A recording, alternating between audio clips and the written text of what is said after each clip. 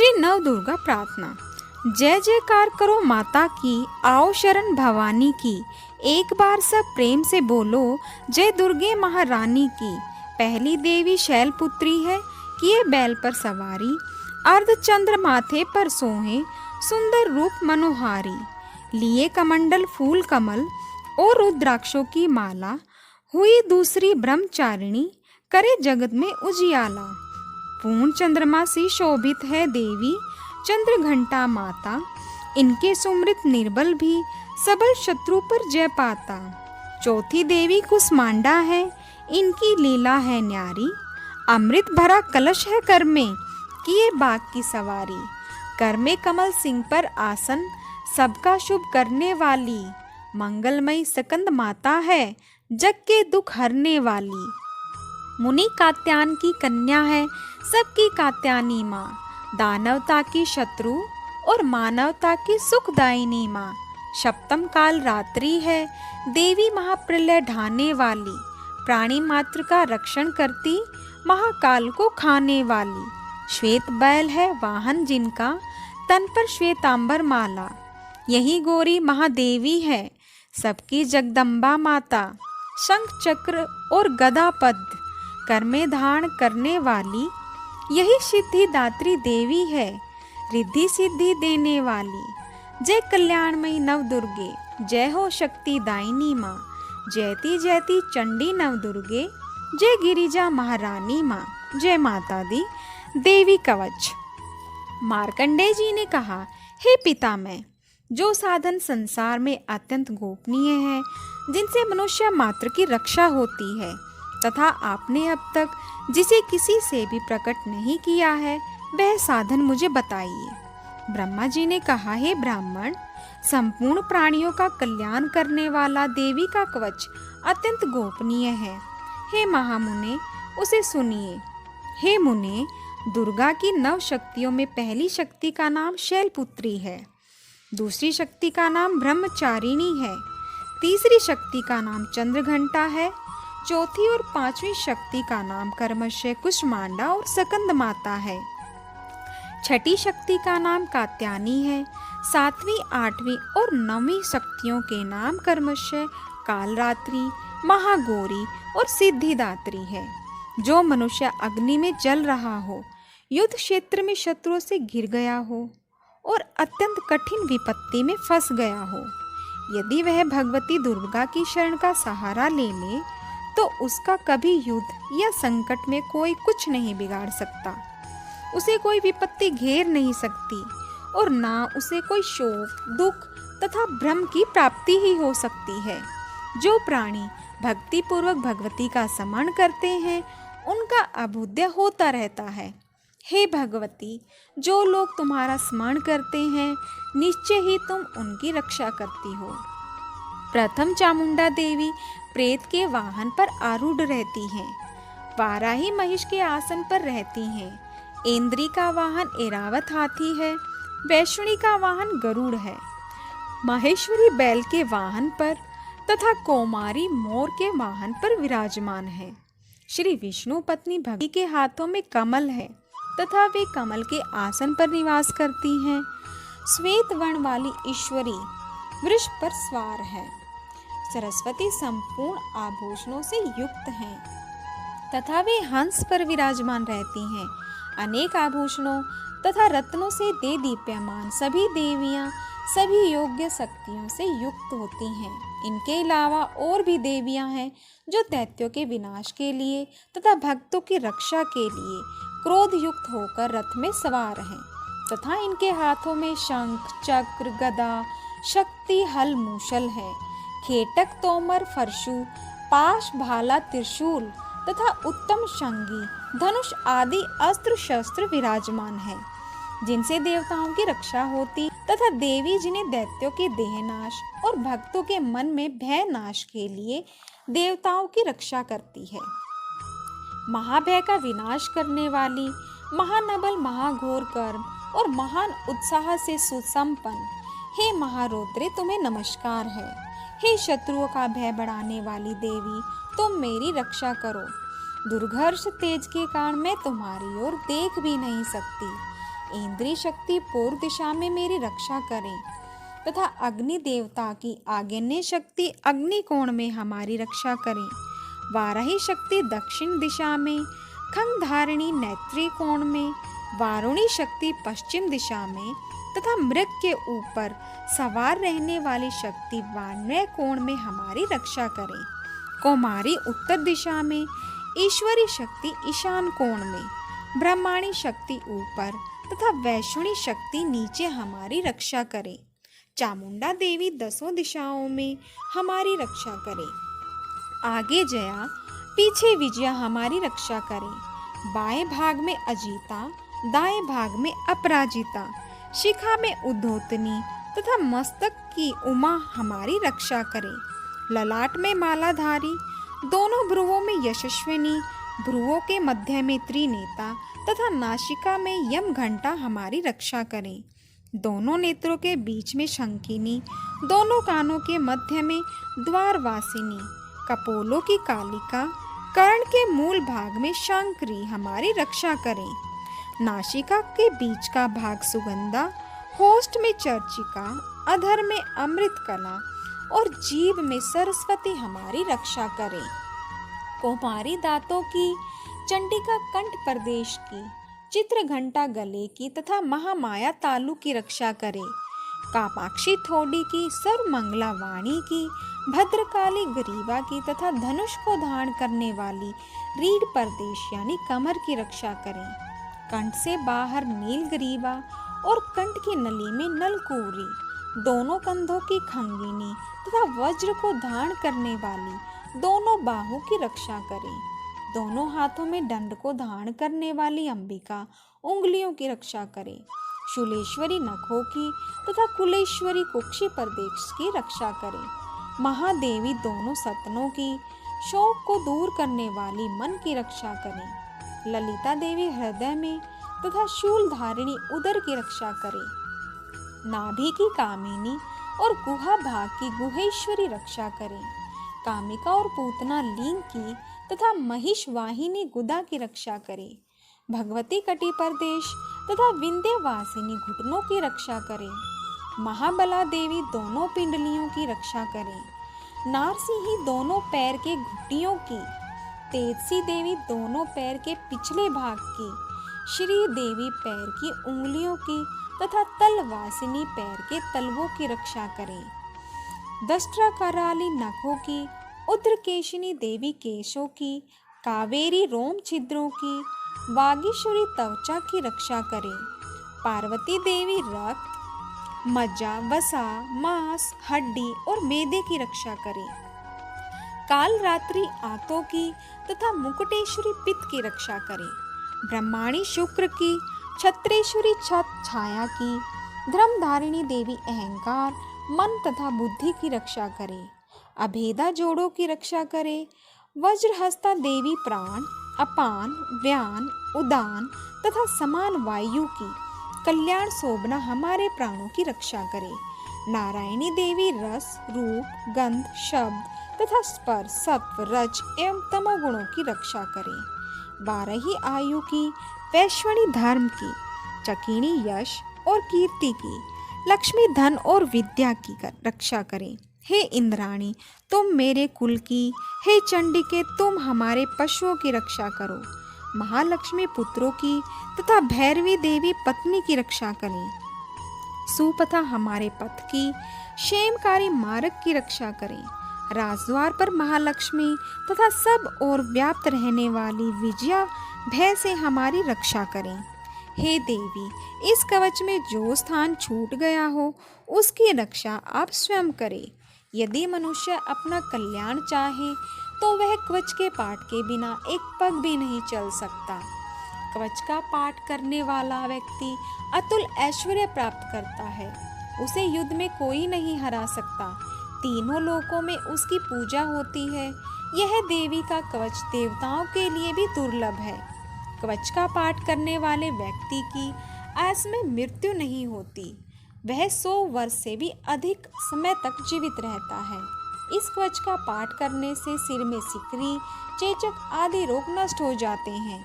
स्थावर विष, जंगम विष, कृत्रिम विष आदि नष्ट हो जाते हैं। मारण, मोहन तथा उच्चाटन आदि किए गए अभिचार, यंत्र मंत्र, पृथ्वी और आकाश में विचरण करने वाले ग्राम देवता, जल में पैदा होने वाले शूद्र देवता आदि कवच के पाठ करने वाले मनुष्य को देखते ही नष्ट हो जाते हैं। कवचधारी पुरुष को राजा के द्वारा सम्मान प्राप्त होता है। देवी कवच मनुष्य के तेज में वृद्धि करता है। उसकी कीर्ति इस संसार में प्रतिदिन बढ़ती रहती है। जो इस कवच का पाठ कर सप्तशती का पाठ करता है, उसकी पुत्र पौत्र आदि संतति चिरकाल तक विद्यमान रहती है। इस कवच का पाठ करने वाला सुंदर रूप को पाकर सदा शिव के साथ आनंद पाता है। जय माता दी। श्री अर्गला स्तोत्र। मार्कंडे जी बोले, ओम जयंती मंगला काली भद्रकाली कपालिनी दुर्गा क्षमा शिवा धात्री स्वाहा और स्वधा नामों से प्रसिद्ध जगदम्बा आपको मेरा नमस्कार है। हे देवी चामुंडे, तुम्हारी जय हो। संपूर्ण प्राणियों के दुखों को हरने वाली देवी तुम्हारी जय हो। सब में व्याप्त रहने वाली देवी तुम्हारी जय हो। काल रात्रि तुम्हें नमस्कार है।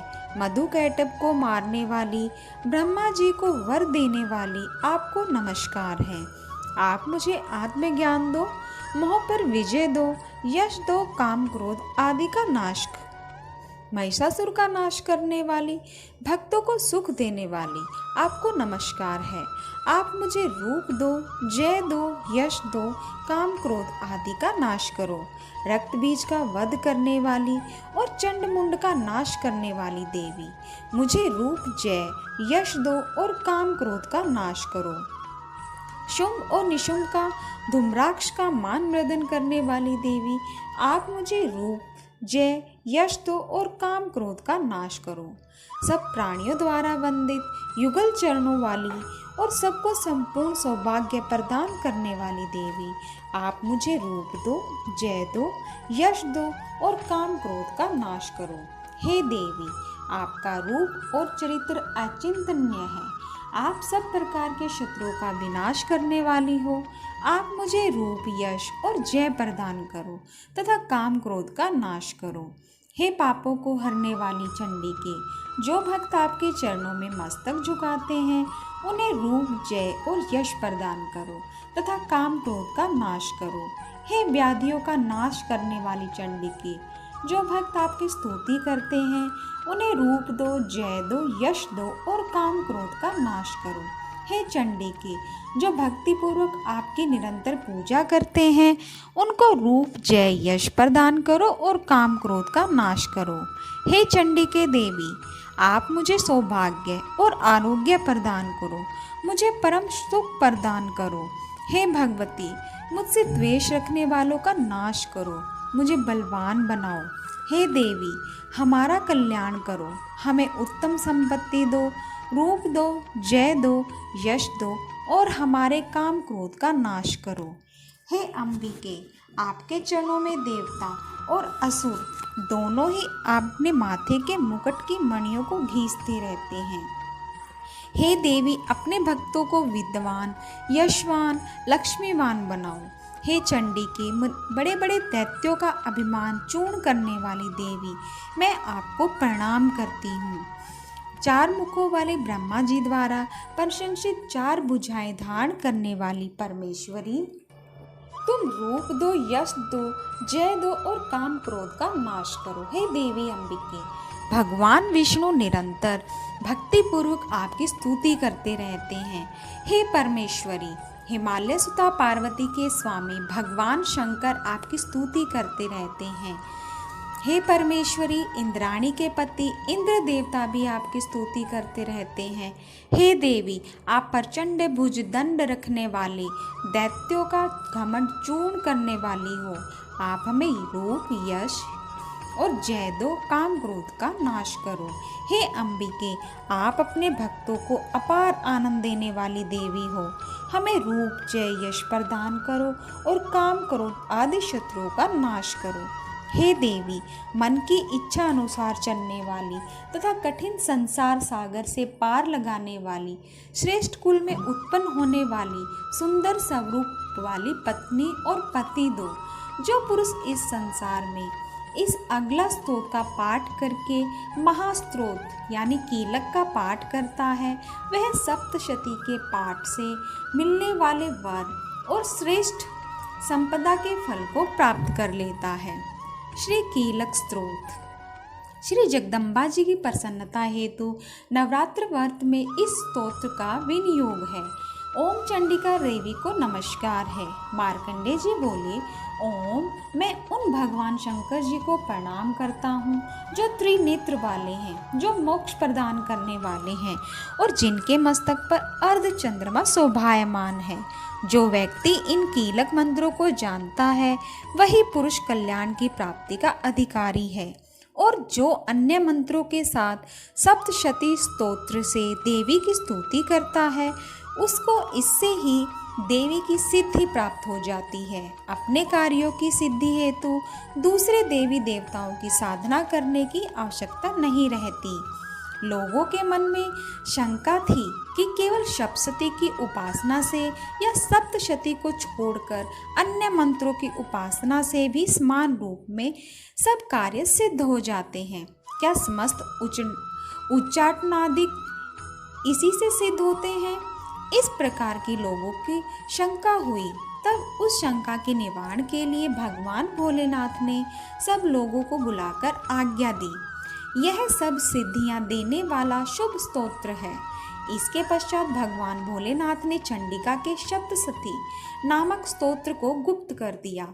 इस स्तोत्र के पाठ द्वारा प्राप्त होने वाला पुण्य कभी समाप्त नहीं होता। अतः इस कीलक मंत्र को पूरी तरह से जान लेना आवश्यक है। साधक सभी प्रकार का क्षेम प्राप्त कर लेता है, इसमें तनिक भी संशय नहीं है। भगवती की सेवा में जो अपना सब कुछ समर्पित कर देता है और फिर उसे प्रसाद रूप से ग्रहण करता है, उस पर भगवती प्रसन्न हो जाती हैं। इस प्रकार सिद्धि के प्रतिबंधक रूप कीलक के द्वारा महादेव ने इसे कीलित कर रखा है। इसलिए इसका निष्कीलन करके ही जो नित्य जपता है वह सिद्ध, गण या गंधर्व होता है। वह कहीं भी घूम रहा हो, उसे कोई भय नहीं रहता, उसकी अकाल मृत्यु नहीं होती। मृत्यु उपरांत उसे मोक्ष की प्राप्ति होती है। अतः कीलक को जानकर उसका परिहार करके सप्तशती का पाठ आरंभ करें। ऐसा न करने पर उसका नाश हो जाता है। कीलक और निष्कीलन का ज्ञान प्राप्त करने पर ही यह स्तोत्र निर्दोष होता है और विद्वान पुरुष इस निर्दोष स्तोत्र का ही पाठ आरंभ करते हैं। स्त्रियों में जो कुछ सौभाग्य आदि दिखाई देता है वह सब इस पाठ की ही कृपा का फल है। इसलिए इस कल्याणकारी स्तोत्र का पाठ करना चाहिए। इस स्तोत्र का धीरे धीरे पाठ करने से सर्वलभ फल मिलता है। इसलिए उच्च स्वर से ही इसका पाठ करना चाहिए। जिस देवी के प्रसाद से ऐश्वर्य, सौभाग्य, आरोग्य, संपत्ति, शत्रु का नाश तथा ब्रह्म मोक्ष की प्राप्ति होती है, वह देवी की स्तुति अवश्य करनी चाहिए। रात्रि सूक्त। महत्व आदि रूप व्यापक इंद्रियों से संसार की समस्त वस्तुओं को प्रकाशमान करने वाली ये रात्रि रूपा देवी अपने पैदा किए हुए जीवों के शुभ अशुभ कर्मों को विशेष रूप से देखती रहती है तथा उनके अनुरूप फल की व्यवस्था करने हेतु समस्त विभूतियों को धारण करती है। यह देवी अमर है और समस्त संसार को, नीचे फैलने वाली लता आदि को और ऊपर की ओर बढ़ने वाले पेड़ों को भी व्याप्त करके स्थित है। इतना ही नहीं, ये जीवों के अज्ञान अंधकार को अपनी ज्ञानमयी ज्योति से दूर कर देती है। शक्ति रूपा रात्रि देवी अपनी बहन ब्रह्मा विद्यामय उषा देवी को प्रकट करती है।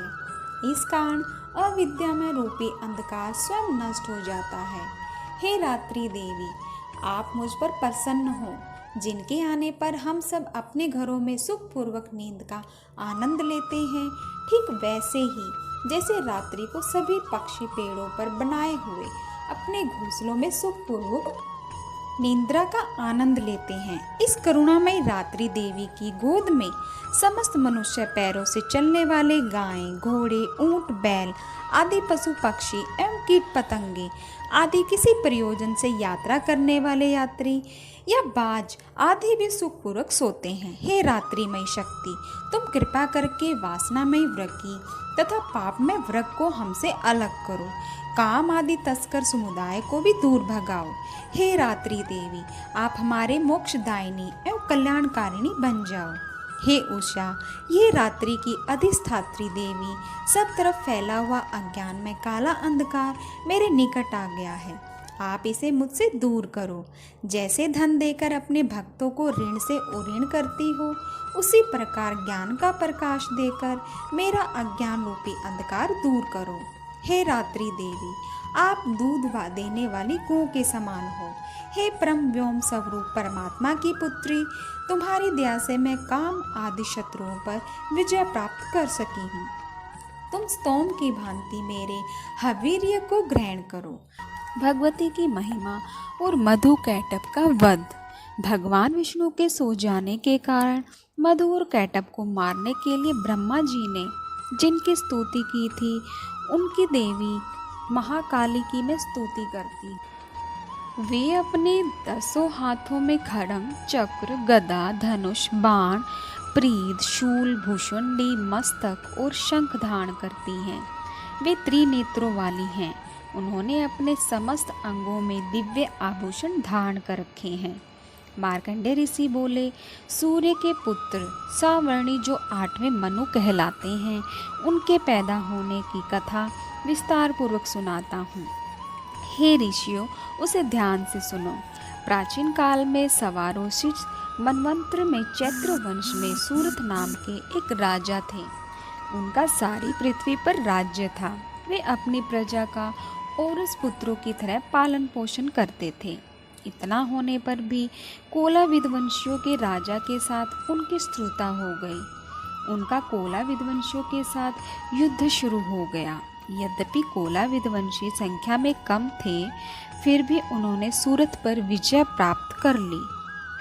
इसके बाद राजा सूरत अपने नगर में आकर अपने देश का शासन करने लगे, परंतु कोलाविद वंशियों ने यहाँ भी राजा सूरत पर आक्रमण कर दिया।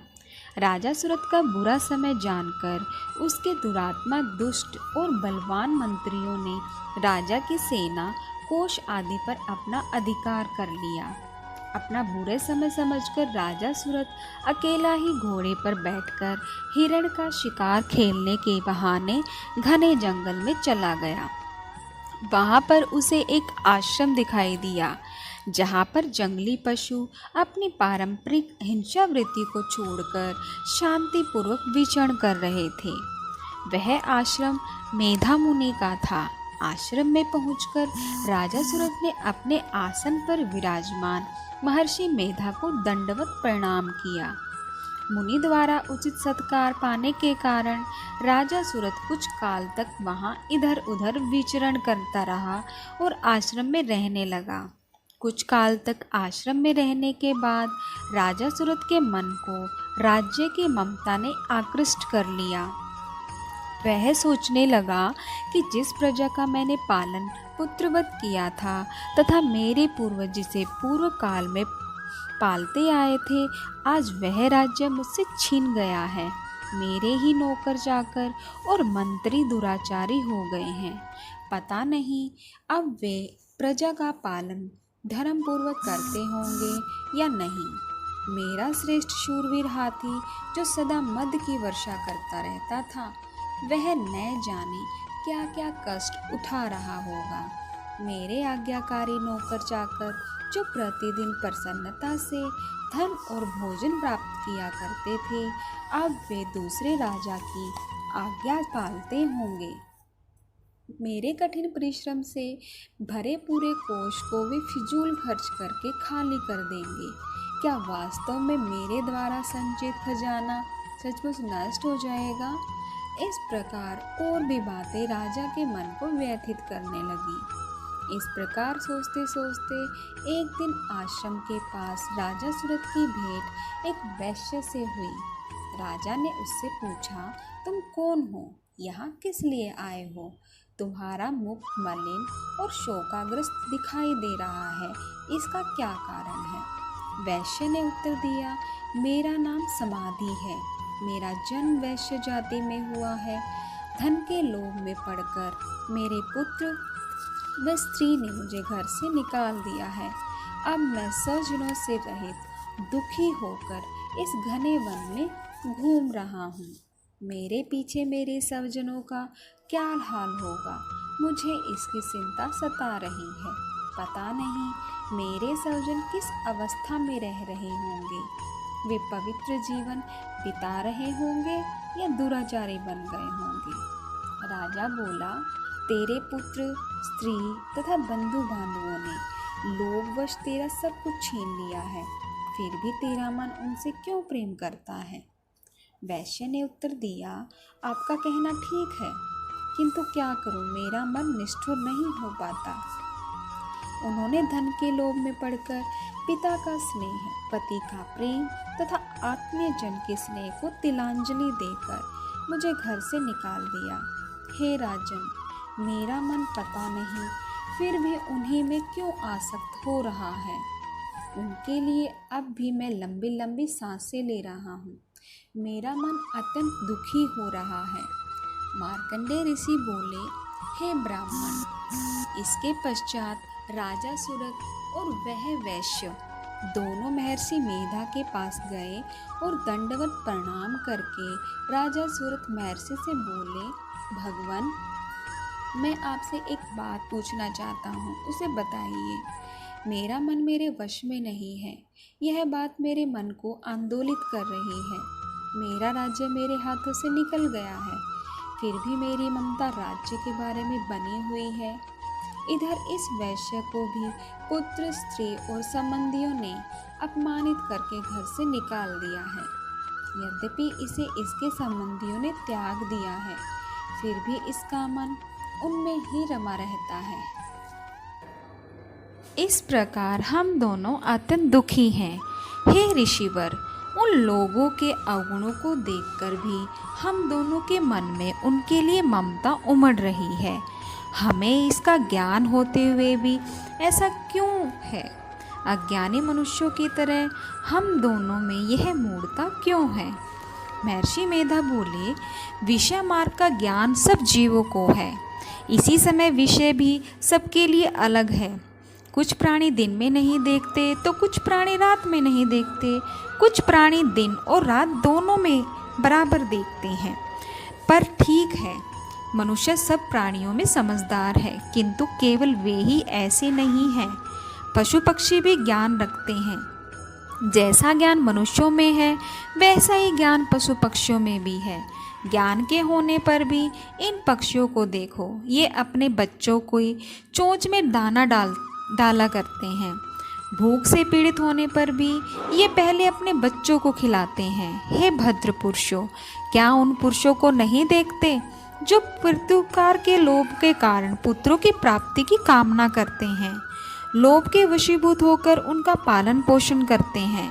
पुत्र पौत्र का उनका भरण पोषण ना भी करें, फिर भी माता पिता तो अपने बच्चों का पालन पोषण करते ही हैं। संसार में महामाया के प्रभाव से ममता रूपी भंवर से युक्त होकर मोह के भंवर में डाल दिए गए हैं। इसमें विस्मय करने की कोई बात नहीं है, क्योंकि यह सब भगवान विष्णु की योग निद्रा है। महामाया ने सारे विश्व को मोहित कर रखा है। वहीं देवी योग माया ज्ञानियों के चित्त भी बलपूर्वक खींचकर मोह में डाल देती है। वही उसी महामाया के द्वारा यह चराचर संसार उत्पन्न होता है। देवी महामाया प्रसन्न होकर अपने भक्तों को वरदान देती है, जिससे मुक्ति प्राप्त होती है। वही मुक्ति की परम हेतु है। वही सनातनी ब्रह्म ज्ञान स्वरूप विद्या है। यह देवी ही सांसारिक बंधनों का कारण है तथा वही सर्वेश्वर की ईश्वरी है।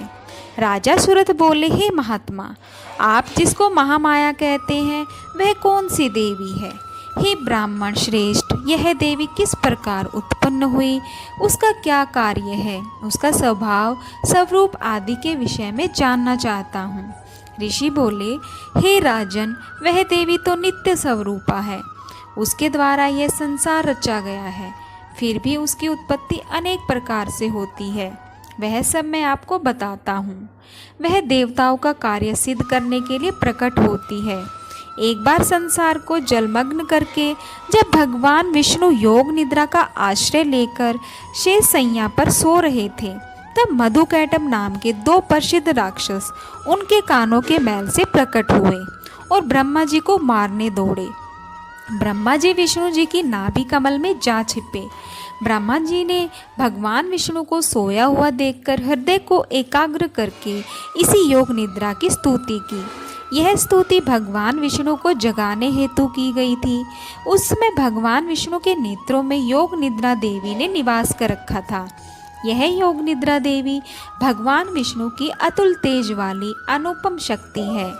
ब्रह्मा जी बोले, हे महामाया, तुम ही स्वदा हो, तुम ही स्वदा हो, तुम ही स्वाहा हो, तुम ही वटस्कार हो, स्वर हो, हे देवी, तुम ही अमृत हो, नित्य ओंकार स्वरूप अक्षर ब्रह्मा में अ उ म इन 3 मात्राओं में तुम ही स्थित हो, और तथा इन 3 मात्राओं के अतिरिक्त नित्य आदि मात्रा जिसका उच्चारण विशेष रूप से नहीं हो सकता, वह भी तुम ही हो। हे देवी, तुम ही संध्या हो, तुम ही सावित्री हो, और हे देवी, तुम ही इस संसार की जननी अर्थात संसार की रचना करने वाली माता हो। संसार का पालन भी तुम ही करती हो, अंत में इसका संहार भी तुम ही करती हो। हे मातेश्वरी, सृष्टि को रचते समय तुम सृष्टि रूपा हो, पालते समय तुम स्थिति रूपा हो, कल्पांत में जब इस संसार का प्रलय करती हो तो सहती रूपा भी तुम ही हो। तुम ही महाविद्या, महामाया, महामेधा, महास्मृति, महारात्रि हो। हे मातेश्वरी, तुम ही समस्त सराचर के तीनों गुण सत्व, रज और तम की उत्पन्न करता प्रकृति स्वरूप हो। हे देवी, तुम ही कालरात्रि, महारात्रि और दारुण मोहरात्रि हो। श्री भी तुम ही हो, ईश्वरी भी तुम ही हो, लक्षण बुद्धि भी तुम ही हो। हे देवी, तुम ही लज्जा, पुष्टि, तुष्टि, शांति और क्षमा हो। खग धारिणी, त्रिशूल धारिणी, घोर रूपा, गदा तथा चक्र धारण करने वाली तुम ही हो। हे देवी, शंख, धनुष, बाण, भूषुंडी और प्रीत धारण करने वाली तुम ही हो। तुम ही सौम्य एवं सौम्यंतर हो, सभी सुंदर पदार्थों से भी तुष अत्यंत सुंदर हो। हे देवी, अपर और अपर में श्रेष्ठ तुम ही हो और तुम ही परमेश्वरी हो। हे सभी स्वरूपों को धारण करने वाली, जहाँ कहीं सत्य असत्य वस्तुएं हैं, उन सब में जो शक्ति है वह तुम ही हो। हे देवी, उन समस्त वस्तुओं की शक्ति तुम ही हो। मैं आपकी किस तरह से प्रार्थना करूं, जो इस संसार की रचना, पालन और संहार करता है। ऐसी अवस्था में तुम्हारी स्तुति कौन कर सकता है। इस जगत की सृष्टि, पालन और संहार करने वाले विष्णु भगवान को जब मैंने तुमने निद्रा के वशीभूत कर दिया है, तो फिर तुम्हारी स्तुति कौन कर सकता है। हे देवी, मुझे भगवान विष्णु को और भगवान महादेव को भी तुमने शरीर प्रदान किया है। इसी कारण आपकी स्तुति करने की शक्ति किस में हो सकती है। हे देवी, तुम अपने उदार प्रभाव के द्वारा ही स्वयं प्रशंसित हो। हे देवी, यह मधु और कैटभ दोनों दुर्घष राक्षस हैं। इन्हें मोहित करके तथा संसार के पालक भगवान विष्णु को शीघ्र ही जगा दो। इसके साथ साथ विष्णु जी के हृदय में इन दोनों को मार डालने की बुद्धि पैदा करो। ऋषि बोले, इस तरह जब ब्रह्मा जी ने मधु और कैटभ असुरों के संहार के लिए तथा भगवान विष्णु को जगाने के लिए देवी से प्रार्थना की, तो उसी समय भगवान विष्णु के नयन, मुख, नाक, भुजा, हृदय और वक्षस्थल से निकलकर अव्यक्त जन्मा श्री ब्रह्मा जी के आगे योग माया उपस्थित हो गई और भगवान विष्णु भी उस भोग निद्रा से जाग गए। भगवान विष्णु ने उन दोनों राक्षसों को देखा जो क्रोध से लाल आंखें किए ब्रह्मा जी को खा जाने का प्रयत्न कर रहे थे। उसी समय भगवान विष्णु ने शेष सैया से उठकर उन दोनों राक्षसों से युद्ध किया। उन्होंने उन दोनों राक्षसों से 5000 वर्ष तक केवल बाहु युद्ध किया। वे दोनों राक्षस मधु और कैटभ अत्यंत बल के कारण उन्मत्त हो रहे थे। इधर महामाया ने भी उन्हें मोह में डाल रखा था। वे दोनों राक्षस श्री हरि के तुम हमारी वीरता से संतुष्ट हो, तुम हमसे कोई बोले यदि तुम दोनों मुझसे प्रसन्न हो तो अब मेरे हाथों से मारे जाओ, बस इतना सा ही मैं तुमसे वर मांगता हूँ। यहाँ दूसरे किसी वर से क्या लेना है? ऋषि ने कहा। इस प्रकार धोखे में आ जाने पर जब भगवान श्री हरि ने उन दोनों से यह वरदान ले लिया तो वे दोनों राक्षस श्री हरि से कहने लगे कि हमें सब जगह जल ही जल दिखाई देता है, इसलिए हमारा वध उस स्थान पर कीजिए जहाँ पृथ्वी पर पानी ना हो। ऋषि मेधा ने कहा, तथास्तु ऐसा ही होगा। कहकर शंख चक्र गदाधारी भगवान ने उन दोनों के सिर अपनी जंघाओं पर रखकर चक्र से काट डाले। इस प्रकार यह महामाया देवी श्री ब्रह्मा जी की प्रार्थना पर स्वयं उत्पन्न हुई है। हे राजन, मैं अब इसके प्रभाव को बताता हूँ, आप उसे ध्यान से सुनो। देवी जी का प्रादुर्भाव व महिषासुर की सेना का वध। ऋषि बोले, प्राचीन काल में देवताओं और राक्षसों में 100 वर्ष तक युद्ध चलता रहा। उसमें राक्षसों के स्वामी महिषासुर और देवताओं के स्वामी इंद्र थे। इस युद्ध में देवताओं की सेना महाबली राक्षसों से पराजित हुई। सब देवताओं पर विजय प्राप्त कर महिषासुर स्वयं इंद्र बन बैठा। पराजित होने पर देवता ब्रह्मा जी के नेतृत्व में भगवान विष्णु और भगवान शंकर की शरण में गए। उन्होंने उनको अपनी पराजय तथा महिषासुर के बल और प्रताप का संपूर्ण विवरण सुनाया। महिषासुर ने सूर्य, इंद्र, अग्नि, वायु, चंद्रमा, यम, वरुण तथा अन्य देवताओं के सभी अधिकार छीन लिए। वह स्वयं भी सबका अधिपति बन गया। उसने सभी देवताओं को स्वर्ग से निकाल दिया है। महिषासुर महान दुरात्मा है। सभी देवता पृथ्वी पर मनुष्य की भांति विचरते हैं। अब हम आपकी शरण में आए हैं, उसके वध का आप कोई उपाय कीजिए। देवताओं की दीन वाणी सुनकर भगवान विष्णु और भगवान शिव अत्यधिक क्रोध में भर गए। उनकी भ्रुकुटी तन गई और आंखें लाल हो गई। उसी समय ब्रह्मा, विष्णु, शिव के मुंह से पूर्ण क्रोध के कारण एक महान तेज प्रकट हुआ। इसी प्रकार अन्य सभी देवताओं के शरीर से भी बड़ा भारी तेज निकला। वह सब तेज मिलकर एकाकार हो गया। महान तेज का एक पुंज ज्वाज्वल्यमान पर्वत सब जान पड़ा। देवताओं ने देखा उसकी ज्वालाएं संपूर्ण दिशाओं में व्याप्त हो रही हैं। वह तेज पुंज सभी देवताओं के शरीर से प्रकट होने के कारण उसकी तुलना किसी से नहीं की जा सकती थी। एकत्र होने पर वह पुंज एक नारी के रूप में प्रीणित हो गया और उसके प्रकाश से तीनों लोक भर गए। भगवान शंकर के तेज से उस देवी का मुख प्रकट हुआ। यमराज के तेज से देवी के बाल प्रकट हुए तथा विष्णु भगवान के तेज से देवी की भुजाएं प्रकट हुई। चंद्रमा के तेज से देवी के दोनों सतन, इंद्र के तेज से उसका कटी प्रदेश, वरुण के तेज से देवी की जंगा एवं अरुस्थल, पृथ्वी के तेज से नितंबों का निर्माण हुआ। ब्रह्मा जी के तेज से देवी के दोनों चरण, सूर्य के तेज से चरणों की उंगलियां, वसुओं के तेज से हाथों की उंगलियों का, कुबेर के तेज से नासिका का निर्माण हुआ। प्रजापति के तेज से दांतों का, अग्नि के तेज से 3 नेत्रों का निर्माण हुआ। संध्याओं के तेज से दोनों भौहों का, वायु के तेज से दोनों कानों का निर्माण हुआ। इस प्रकार दूसरे देवताओं के तेज से कल्याणकारी देवी का प्रादुर्भाव हुआ। समस्त देवताओं के तेज पुंज से प्रकट हुई देवी को देखकर महिषासुर से पीड़ित सभी देवताओं की प्रसन्नता का ठिकाना न रहा। भगवान शिव ने अपने त्रिशूल में से एक त्रिशूल देवी को दे दिया। भगवान विष्णु ने अपने चक्र में से एक चक्र देवी को प्रदान किया। वरुण ने शंख, अग्नि ने शक्ति, पवन ने धनुष और बाणों से भरा तर्कस देवी को प्रदान किया। इस प्रकार इंद्र ने अपने वज्र में से एक वज्र और ऐरावत हाथी से उतारकर एक घंटा देवी को प्रदान किया।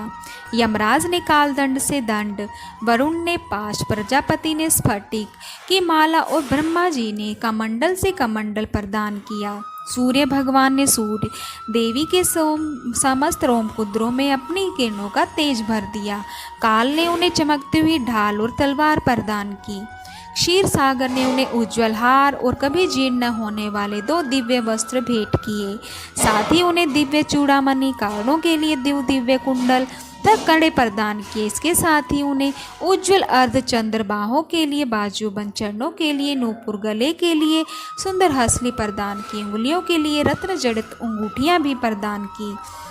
विश्वकर्मा ने उन्हें फरसा और कई प्रकार के अस्त्र, अभेद कवच प्रदान किए। इसके अतिरिक्त कभी ना मुरझाने वाले कमल के फूलों की मालाएं भी भेंट की। समुद्र ने उन्हें समुद्र कमल के पुष्प भेंट किए। हिमालय ने सवारी के लिए उन्हें सिंह और तरह तरह के रत्न भेंट किए।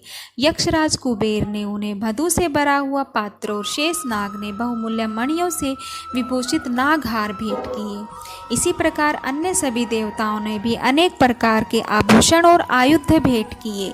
इस प्रकार सम्मानित होने पर देवी ने उच्च स्वर में गर्जना की।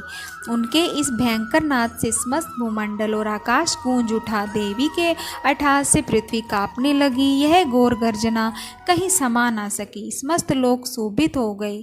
समुद्र में ऊंची ऊंची लहरें उठने लगी, पृथ्वी हिलने लगी। सभी देवता प्रसन्न होकर सिंहवाणी देवी की जय जयकार करने लगे। ऋषि मुनि भी भगवती देवी की नम्रता पूर्वक प्रार्थना करने लगे। इस प्रकार देवी भगवती ने सारे विश्व को भय मुक्त कर दिया। असुर सेना भी हथियारों सहित लड़ने को तैयार हो गई। महिषासुर क्रोधित होकर बोला, यह क्या हो रहा है? महिषासुर सेना के साथ उस तरफ दौड़ा जहाँ पर देवी भगवती अट्टहास कर रही थी। उसी समय उसने तीनों लोकों में व्याप्त भगवती को देखा। महिषासुर देखता है कि विश्वव्यापिनी देवी भगवती अपने चरणों के बोझ से पृथ्वी को रसातल में दबा रही है और अपने मुकुट से आकाश को छू रही है। उनके धनुष की टंकार से सारा पातालोक कंपायमान हो रहा है। महिषासुर ने देखा कि देवी भगवती ने अपनी सहस्त्र भुजाओं सब दिशाओं में फैला रखी है। देवी का राक्षसों के साथ युद्ध प्रारंभ हो गया। अनेकों प्रकार के अस्त्रों शस्त्रों से सबकी सब दिशाएं उद्भाषित होने लगी। महिषासुर की सेना का सेनापति चिक्षुर आगे बढ़कर देवी के साथ युद्ध करने लगा। दूसरे राक्षसों की चतुर्गिणी सेना लेकर चामर भी लड़ने लगा। उग्रवा नामक महादैत्य भी 60,000 महारथियों को लेकर युद्ध में कूद पड़ा। महाहानु नामक दैत्य 1 करोड़ रथियों को लेकर और असिलोमा नामक असुर 5 करोड़ सैनिकों को लेकर युद्ध में करने लगा। वास्कल नामक राक्षस 60 लाख सैनिकों के साथ युद्ध क्षेत्र में कूद पड़ा। वृत नामक राक्षस भी 1 करोड़ रथी सेना लेकर युद्ध के मैदान में कूद पड़ा। विडलाक्स नामक राक्षस भी 1.5 करोड़ सेना लेकर भगवती से युद्ध करने लगा। अन्य राक्षस भी अपनी सेना, रथ, घोड़े, हाथी लेकर देवी भगवती से युद्ध करने लगे। राक्षसी सेना तोमर, बिंदीपाल, शक्ति, मूषल, परशु, खंग आदि शस्त्रों से लैस भगवती के साथ युद्ध करने लगी। कुछ राक्षसों ने देवी पर शक्तियां और पाश फेंके। देवी भगवती ने राक्षसों द्वारा अपने ऊपर फेंके गए अस्त्र शस्त्रों को इस प्रकार काट डाला कि मानो कोई गाजर मूली काट रहा हो। चंडी देवी के तेज को देखकर देवता और ऋषि उनकी स्तुति करने लगे। इससे देवी उत्साहित होकर अपने शस्त्रों द्वारा राक्षस सेना को निशाना बनाने लगी। उनका वाहन शेर भी क्रोधित होकर गर्दन के बालों को हिलाने लगा और दहाड़ने लगा। वह राक्षसों की सेना में इस प्रकार घूमने लगा मानो वन में आग लग गई हो। देवी क्रोध से भरकर नथुने फुलाकर श्वास छोड़ने लगी। उनकी प्रत्येक श्वास से सैकड़ों हजारों गण पैदा हो गए। उन गणों ने खग, बिंदीपाल, परशु, पट्टिस आदि से युद्ध करना शुरू कर दिया। वे देवी के गण राक्षसों का नाश करने लगे। कुछ गण नगाड़े, शंख बजाने लगे, कुछ गण मृदंग बजाने लगे। तब देवी भगवती ने त्रिशूल, गदा और शक्तियों से आक्रमण कर दिया। रणचंडिका देवी ने तलवारों से सैकड़ों असुरों को मौत के घाट उतार दिया। कुछ राक्षस देवी के घंटे की आवाज़ से मोहित हो गए। बहुत से राक्षसों को देवी ने अपने पास में बांधकर पृथ्वी पर घसीटकर मार डाला। देवी भगवती ने बहुत से राक्षसों को अपनी गदा, मूषल की मार से घायल कर दिया। कितने ही राक्षसों के हृदय शूल से फट गए। कितने ही राक्षसों को बाणों की वर्षा कर देवी ने मौत के घाट उतार दिया। कितने ही राक्षसों की भुजाएं कट गई। अनेकों राक्षसों की गर्दनें शरीर से अलग हो गई। देवी ने कुछ राक्षसों के शरीर के 2 टुकड़े कर दिए। कुछ राक्षस जंगा कट जाने से धराशायी हो गए। कुछ दैत्यों की एक भुजा, एक आंख और एक टांग काटकर देवी ने उन्हें 2 हिस्सों में बांट दिया। अनेकों राक्षसों के मस्तक कटकर पृथ्वी पर गिरने लगे। राक्षसों के सिर विहीन धड़ हाथों में तलवार, शक्तियाँ, सृष्टि और शस्त्र लेकर घूम रहे थे। कुछ असुर देवी को ठहर जा कहकर पुकार रहे थे। युद्ध का मैदान रथी, हाथी, घोड़े एवं राक्षसों की लाखों से पटा पड़ा था। वहां पर आना जाना कठिन था। युद्ध के मैदान में इतना रक्त बह रहा था कि मानो रक्त की नदी बह रही हो। देवी चंडी ने असुर सेना का इस प्रकार संहार कर डाला मानो तिनके और लकड़ी के ढेर में आग लगा दी हो। चंडी के गणों ने उन राक्षसों के साथ ऐसा युद्ध किया कि देवता प्रसन्न होकर आकाश से फूलों की वर्षा करने लगे। देवी का वाहन भी सिंह में भयंकर आवाज करता हुआ और अपने बालों को हिलाता हुआ घूम रहा था। महिषासुर का वध। महिषासुर के प्रधान सेनापति चिक्षुर ने जब देखा कि हमारी सेना का संहार हो रहा है तो वह क्रोध से भर गया और स्वयं भी अंबिका के साथ युद्ध करने के लिए चल पड़ा। उसने युद्ध के मैदान में जाकर देवी पर बाणों की ऐसी वर्षा की जैसे बादल मेरू पहाड़ के शिखर पर पानी की धारा बरसा रहे हों। इस पर देवी ने अपने बाणों से चिक्षुर के बाणों को काटकर उसके सारथी एवं घोड़ों को मार डाला। इसके बाद देवी ने चिक्षुर के धनुष और ध्वजा को भी काट दिया। चिक्षुर के धनुष के कट जाने पर देवी ने उसके अंगों को भी अपने बाणों से बीन दिया।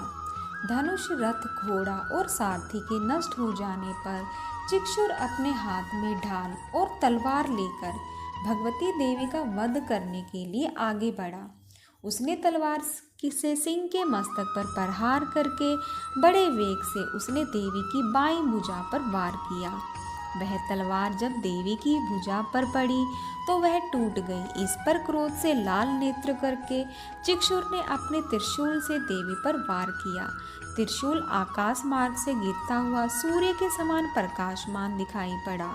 त्रिशूल को अपनी ओर आते देख देवी ने अपने त्रिशूल से चिक्षुर के त्रिशूल के 100 टुकड़े कर दिए और इसके साथ ही देवी के त्रिशूल ने चिक्षुर के प्राण भी हर लिए। इस प्रकार देवी ने चिक्षुर का अंत कर दिया। चिक्षुर के मरने पर देवताओं का शत्रु चामर दैत्य हाथी पर बैठकर देवी भगवती से युद्ध करने आया। उसने आते ही देवी पर शक्ति का प्रहार किया। इस पर देवी ने अपनी हुंकार से शक्ति को निष्प्रभावी बना दिया। शक्ति को निष्प्रभावी होते देखकर चामर ने अत्यंत क्रोधित होकर अपना त्रिशूल देवी भगवती पर फेंका। देवी ने उस त्रिशूल के अपने बाण से टुकड़े टुकड़े कर डाले।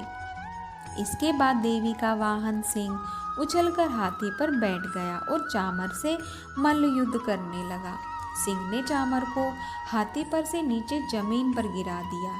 सिंह बड़े वेग से आकाश की ओर उछला और जब वह पृथ्वी पर वापस आया तो अपने पंजों से चामर का सिर धड़ से अलग कर दिया।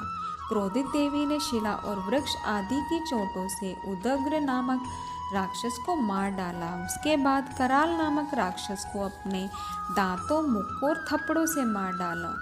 अब देवी ने गदा के प्रहार से उद्दत नामक दैत्य को भी मार डाला। इसके बाद वासपाल नामक राक्षस का बिंदीपाल से अंत कर दिया। बाणों से ताम्र और अंधक नामक राक्षसों को मौत के घाट उतार दिया। त्रिनेत्रों वाली देवी दुर्गा ने उग्रास्य, उग्र वीर्य, महाहनु नाम के राक्षसों को त्रिशूल से मार गिराया। तलवार से बिडाल नामक राक्षस का सिर धड़ से अलग कर दिया। दुर्धर और दुर्मुख राक्षसों को अपने बाणों द्वारा यमलोक पहुंचा दिया। इस प्रकार जब महिषासुर ने देखा कि देवी ने मेरी सेना को यमलोक पहुंचा दिया है तो वह भैंसे का रूप धारण कर देवी के गणों को दुख पहुंचाने लगा। कुछ गणों को मुख के प्रहार से, कुछ गणों को खुरों से, कुछ गणों को पूंछ घुमाकर और कुछ गणों को सींगों के प्रहार से चोट पहुंचाने लगा।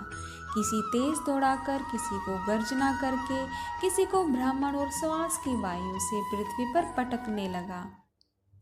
इसके बाद वह देवी के वाहन सिंह को मारने दौड़ा तो देवी को उस पर क्रोध आ गया। इस पर भैंस पर बना महिषासुर क्रोधित होकर अपने खुरों से धरती को खोदने लगा तथा ऊंचे पहाड़ों से सिंगों से पत्थर फेंकने लगा और गरजने लगा।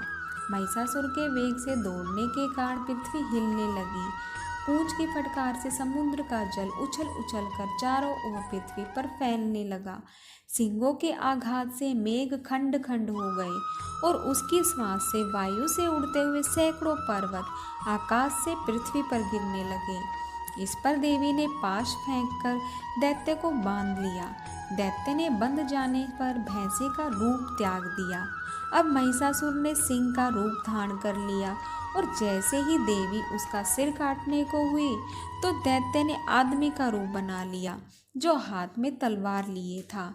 देवी ने फौरन अपने बाणों से उस मायावी राक्षस को उसी तलवार ढाल सहित बीन डाला। अब वह हाथी बन गया। अपनी सूंड से वह देवी के वाहन सिंह को खींचने लगा। इस पर देवी ने अपनी तलवार से उसकी सूंड काट डाली। अब महिषासुर ने एक बार फिर भैंसे का रूप धारण कर लिया। पहले की तरह वह चर अचर जीवों सहित समस्त त्रिलोकी को व्याकुल करने लगा। अब क्रोध में भरकर देवी बारंबार उत्तम मधु का सेवन करने लगी और लाल लाल नेत्र करके अट्टहास करने लगी। उधर बल, वीर्य और मद से क्रुद्ध हुआ दैत्य भी गरजने लगा। उसने देवी पर अपने सिंगों से पर्वत फेंकने शुरू कर दिए। देवी दुर्गा ने अपने बाणों से उन पहाड़ों के टुकड़े टुकड़े कर दिए।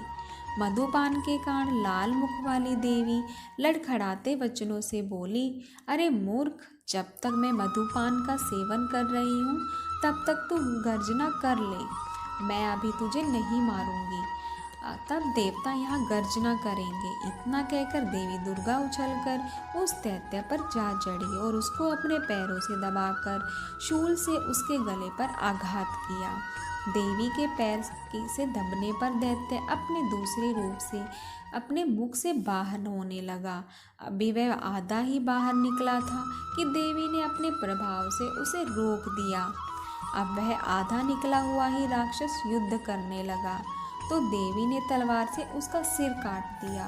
इस प्रकार राक्षस महिषासुर का अंत हो गया। महिषासुर के मारे जाने पर दैत्य सेना हाहाकार करने लगी। तब उस सारी सेना का भी देवी ने नाश कर दिया। इस पर सब देवता अत्यंत प्रसन्न हुए।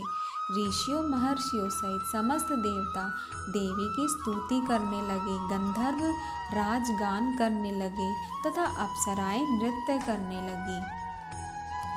अब हम करते चौथा अध्याय, देवताओं द्वारा देवी की स्तुति। ओम ऋषि बोले, देवी ने जब प्राकर में दुरात्मा महिषासुर का वध कर दिया और राक्षसों की सेना को मार दिया तो इंद्रादि समस्त देवता अपना सिर और शरीर झुकाकर भगवती दुर्गा की स्तुति करने लगे। जिस देवी ने अपनी शक्ति से यह जगत व्याप्त कर रखा है और जो समस्त देवता और महर्षियों की पूजनीय है, उस अंबिका को हम भक्तिपूर्वक वंदना करते हैं। वह हम सबका कल्याण करे। जिस अतुल बल और प्रभाव का वर्णन भगवान विष्णु, भगवान शंकर और ब्रह्मा जी भी नहीं कर सके, वही चंडिका देवी इस संपूर्ण संसार का पालन करे और अशुभ भय का विनाश करे। पुण्यात्माओं के घरों में आप स्वयं लक्ष्मी का रूप हो और पापियों के घरों में आप अलक्ष्मी रूप हो और सतकुल में जन्म लेने वालों के लिए तुम लज्जा रूप होकर उनके घरों में निवास करती हो। हम उस दुर्गा भगवती को नमस्कार करते हैं। हे देवी, इस संसार का पालन करें। हे मातेश्वरी, आपके इस अचिंतनीय रूप का, असुरों का संहार करने वाली शक्ति तथा युद्ध में असुरों के साथ आपके अनेक प्रकार के चरित्रों को हम किस भांति वर्णन करते हैं, अर्थात आपकी महिमा का वर्णन शब्दों से बाहर की बात है। आप संपूर्ण संसार की उत्पत्ति का कारण हैं। आप में सत्वगुण, रजोगुण और तमोगुण तीनों उपस्थित हैं, तो भी दोषों के साथ आपका संसर्ग नहीं बन पड़ता। भगवान विष्णु और महादेव आदि देवता भी आपका पार पाने में असमर्थ हैं। आप ही सबकी आश्रय है। यह समस्त जगत आपका अंशभूत है, क्योंकि आप सबकी आदिभूत अव्याकृता प्राकृति है। हे देवी, संपूर्ण यज्ञों में जिसके उच्चारण से सब देवता तृप्त होते हैं, वह स्वाहा आप ही हैं। इसके अतिरिक्त आप पितरों की भी तृप्ति का कारण हैं, इसलिए सब लोग आपको स्वधा कहते हैं। हे देवी, वह विद्या जो मोक्ष को देने वाली है, जो अचिंतनीय महाज्ञान स्वरूपा है, मोक्ष की इच्छा वाले मनुजन जिसका अभ्यास करते हैं, वह तुम ही हो। हे देवी, तुम वाणी रूप हो, दोष रहित हो, ऋग्वेद यजुर्वेद की और उद्गीत और सुंदर पदों के पाठ वाले सामवेद की आश्रय रूप हो। तुम भगवती हो, दुर्गा हो।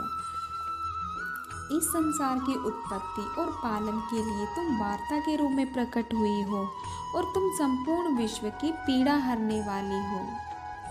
हे देवी, जिससे समस्त शास्त्रों को जाना जाता है, वह मेधा शक्ति तुम ही हो और दुर्गम भव सागर से पार करने वाली नौका भी तुम ही हो। लक्ष्मी रूप से विष्णु भगवान के हृदय में निवास करने वाली और भगवान महादेव द्वारा सम्मानित गौरी देवी तुम ही हो। हे देवी, मंद मुस्कान वाले निर्मल पूर्ण चंद्रबिंब के समान और उत्तम सुवर्ण की मनोहारी कांति से कमनीय तुम्हारे मुख को देखकर भी महिषासुर क्रोध में भर गया, यह बड़े आश्चर्य की बात है। हे देवी, तुम्हारा यही मुख जब क्रोध से भर गया तो उदय काल के चंद्रमा की तरह लाल हो गया और तनी हुई भौहों के कारण आपका विकराल रूप हो गया। उसे देखकर भी महिषासुर के शीघ्र प्राण क्यों नहीं निकल गए, यह बड़े आश्चर्य की बात है। तुम हमारे कल्याण के लिए प्रसन्न होती हो। आपके प्रसन्न होने से इस विश्व का अभुत्य होता है और जब आप क्रुद्ध हो जाती हैं तो कितने ही कुलों का सर्वनाश हो जाता है। यह हमें अभी अभी ज्ञात हुआ है, जब तुमने महिषासुर की विशाल सेना को देखते ही देखते मार गिराया। हे देवी, आप उन्नति देने वाली हैं। आप जिस पर प्रसन्न होती हैं वे सभी जगह मान सम्मान पाते हैं, उन्हें धन और यश मिलता है। वे अपने धर्म का भी पालन करते हैं, वे ही रक्षित रहते हैं। वे अपनी पत्नी, अपने बच्चों और संबंधियों के साथ प्रसन्न रहते हैं। हे देवी, आपकी कृपा से ही अत्यंत आहत पुण्यात्मा पुरुष अपने धर्म संबंधी कार्य प्रतिदिन निष्पादित करते हैं। आपकी कृपा से ही उन्हें स्वर्ग लाभ मिलता है। इसी कारण आप तीनों लोकों में फल देने वाली मानी जाती हैं। हे देवी दुर्गे, आपका स्मरण करने पर आप प्राणियों के भयहरण करने वाली हो। स्वस्थ पुरुष जब आपका स्मरण करते हैं तो आप उन्हें अत्यंत पवित्र बुद्धि प्रदान करती हैं। दृढ़ता, दुख और भय हरने वाली हे देवी, आपसे बढ़कर और कौन इस संसार में है। आप ही सबका उपकार करने वाली तथा सर्वदा दयामयी हो। हे देवी, उन असुरों का विनाश करने से संसार में सुख और शांति हो और ये राक्षस नरक में रहने के निमित्त भले ही पाप करते हों, परंतु युद्ध में मरकर इनको स्वर्ग मिले, यह सोचकर ही आप इन राक्षसों का संहार करती हो।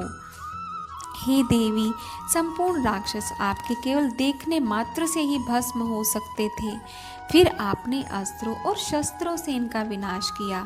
इसका यही कारण था कि शस्त्र के प्रहार से राक्षसों को भी स्वर्ग प्राप्त हो जाए। इस प्रकार शत्रुओं के लिए भी आपके विचार कितने उत्तम हैं।